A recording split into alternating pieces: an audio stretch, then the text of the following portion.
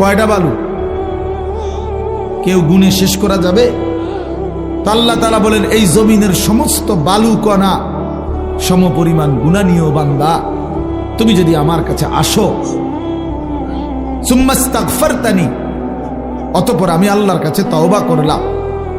শর্ত হইল লা তুশরিকু বি শাইআ, আমার সাথে শিরিক করতে পারবা না, আমার সাথে আর কাউরে ডাকবা না, আমার সাথে কারো কাছে চাইবা না, শুধুই আমার কাছে বলবা, শুধু আমার কাছে চাইবা, চোখের পানি ফেলবা আমার কাছে, রাত গভীরে রাহাজারি করবা আমার কাছে, হাজত রাওয়া মুশকিল কুশা, সব প্রয়োজন পূরণকারী, সব পেরেশানি দূরকারী আমাকেই মনে করবা, আমাকেই ডাকবা, আমার কাছেই বলবা, মাফ চাইবা।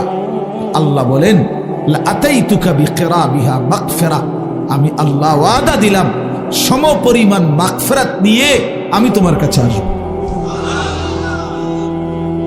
আমি আসব। হ্যাঁ, ইন আতাইতানি লাইলান আতাইতুকা লাইলান ওয়া ইন আতাইতানি নাহারান আতাইতুকা নাহারান। আল্লাহ বলে বান্দা তুমি রাতে যদি আসো গুনাহ নিয়ে, আমি মাগফিরাত নিয়ে আসবো রাতেই। তুমি দিনে আসলে দিনেই মাফ, রাতে আসলে মাফ, রাতেই মাফ। তুমি আসবে যখন, আমিও আসবো তখন, আমিও আসবো তখন। তুমি আইসো বান্দা, ইয়া আদম কুম ইলাইয়া আমশি ইলাইকা।